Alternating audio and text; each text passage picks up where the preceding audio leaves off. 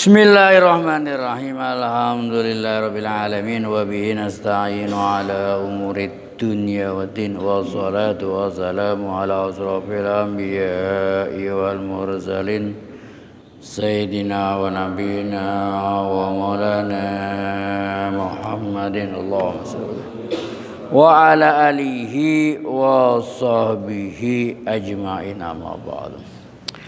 Yang saya muliakan, saya hormati para bapak, para hadirin, para sesepuh, bini sepuh, aji sepuh, dan seluruh kesepuhan, khususnya ketua DKM dan staf-stafnya, para hadirin semuanya. Alhamdulillah, tiada kata yang patut kita ucapkan melainkan puja, puji syukur kehadirat Allah Subhanahu wa Ta'ala atas karunia-Nya, atas nikmat-nikmatnya yang telah dilimpahkan kepada kita, terutama dan yang paling utama nikmat iman, amin, nikmat Islam, amin, panjang umur, amin, sehat walafiat, amin, seger waras, amin ya rabbal alamin.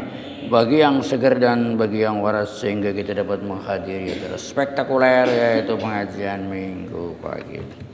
Para bapak, para hadirin, langsung saja tanpa basa-basi juga tanpa neko-neko kita lanjutkan taklim kita, yang mana menurut schedule kita sampai di surat Al-An'am ayat 35. Jadi begini Pak, ceritanya itu begini. Kanjeng Nabi Muhammad Sallallahu Alaihi Wasallam itu sosok seorang yang antusias, pengennya semua orang ini masuk Islam. Loh, kenapa? Karena hanya Islamlah yang bisa jamin orang itu selamat. Makanya dalam surat-surat Rasul Sallallahu Alaihi Wasallam kepada raja-raja dunia itu orang neko-neko, aslim taslam, masuk Islamlah kamu selamat. Itu Pak. Lah, karena antusias itu seperti itu. Tapi Pak, ini satu sisi. Di sisi lain, kita ini opo jare Gusti Allah Subhanahu wa Ta'ala. Maksudnya begini, apapun yang terjadi di alam ini itu sudah kehendak Gusti Allah Subhanahu wa Ta'ala. Nah, sekarang kita baca ayatnya.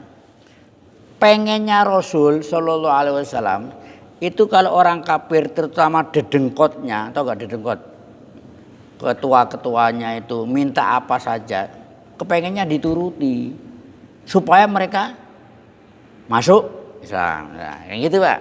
Umpamanya kayak seperti tantangan belah bulan, kan dituruti supaya targetnya itu mau. Tapi Gusti Allah menghendaki lain kepada orang-orang ini. Kita lihat nih, kita lihat.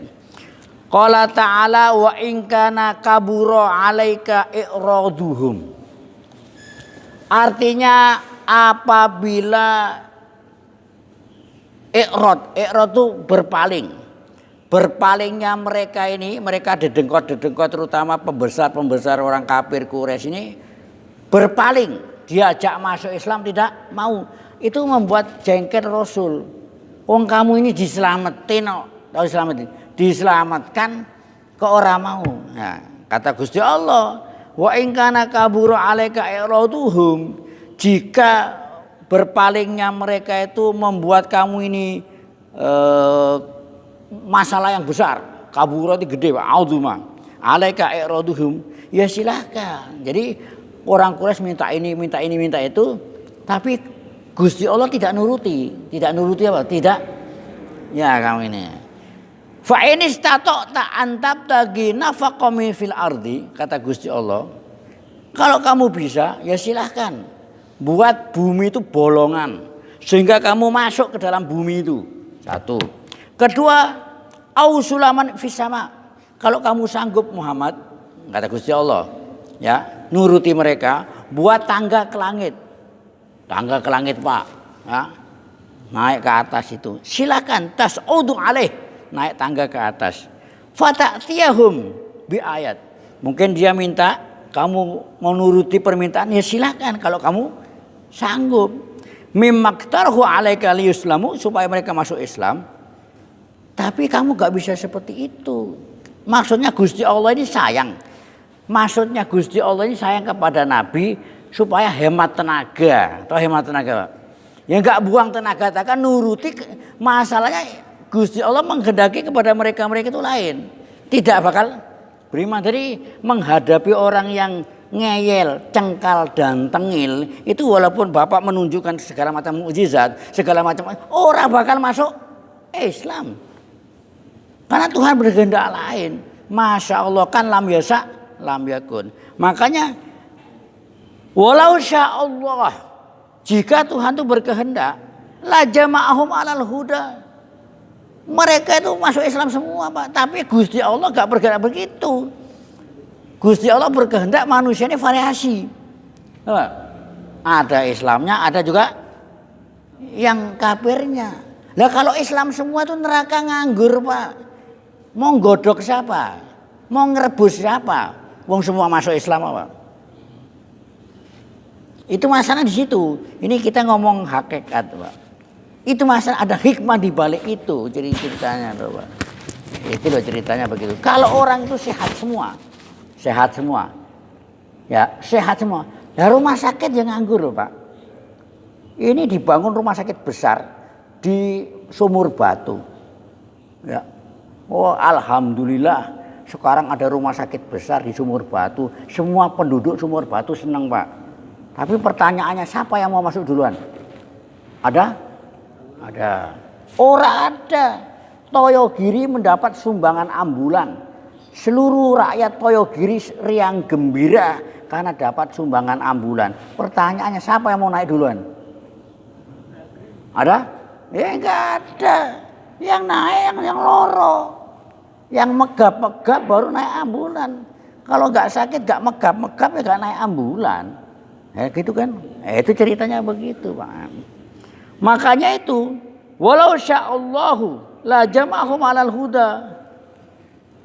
Nah, bahkan yang lebih lagi, lebih keren lagi, walau syi'na la ataina kulla nafsin hudaha walakin haqqal qawlu minni la amla'an jahannama minal jinnati wa nasi ajmain.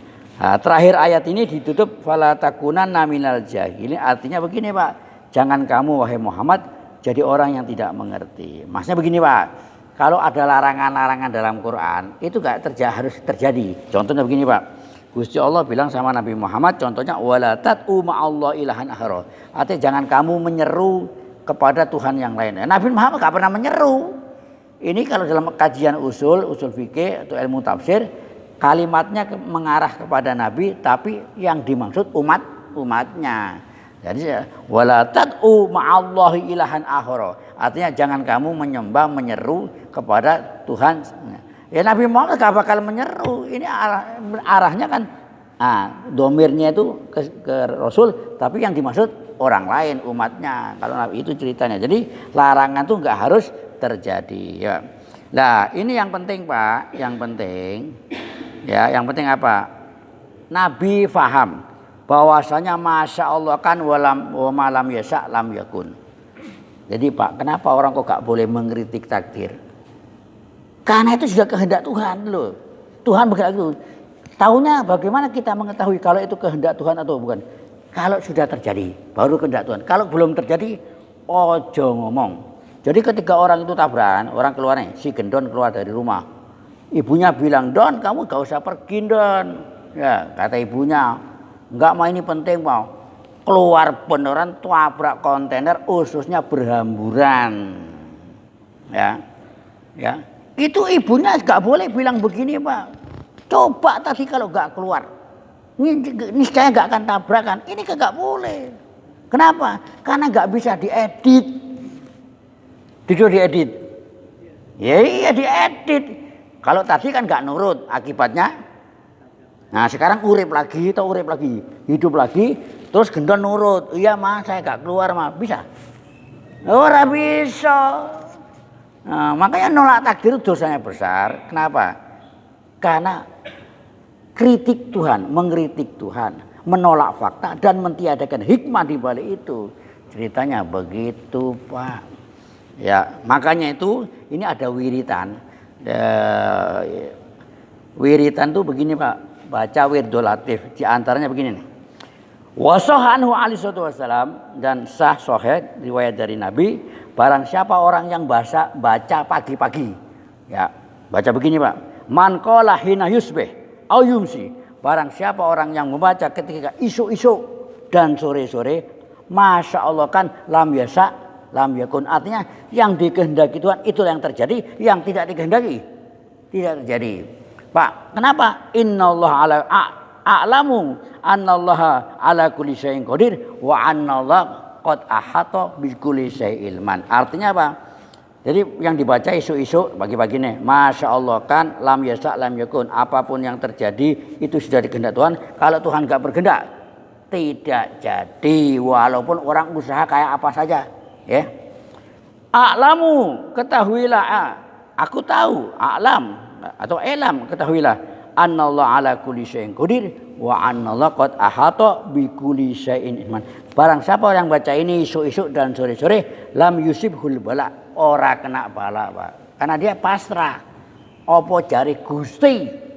Itu, Pak. Pak, innallaha ala kulli syai'in qadir. Ini saya tutup biar Bapak senang, biar Bapak ceria dulu ya. Saya mau tanya. Ya, artinya innallaha ala kulli syai'in qadir itu Gusti Allah kuasa akan segala sesuatu. Saya mau tanya sama Bapak-bapak, apakah Gusti Allah kuasa menciptakan ular kepalanya 10? Kuasa? Kuasa. Jawab. Pertanyaan kedua, kenapa kok ular kepala 10 kok tidak ada di Ragunan?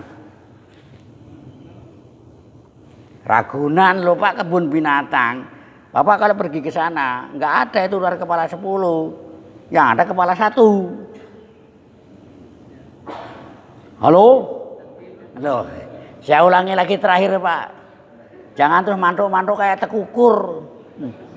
Mantuk-mantuk. Saya innallaha ala kulli syai'in qadir. Artinya, segala sesuatu. Pertanyaannya, apakah Gusti Allah kuasa menciptakan ular kepala 10? Bapak menjawab kuasa. Benar, jawabannya benar kuasa. Cuma masalahnya kok ulon ndase 10 ora ono nek Ragunan. Kenapa kok ular kepala 10 ora ada? Ora ada, yang ada ular kepala 1. Katanya kuasa tapi enggak ada ular kepala 10, itu masalahnya itu. Ayo mantuk-mantuk itu kukur. Jawabnya karena enggak berkehendak.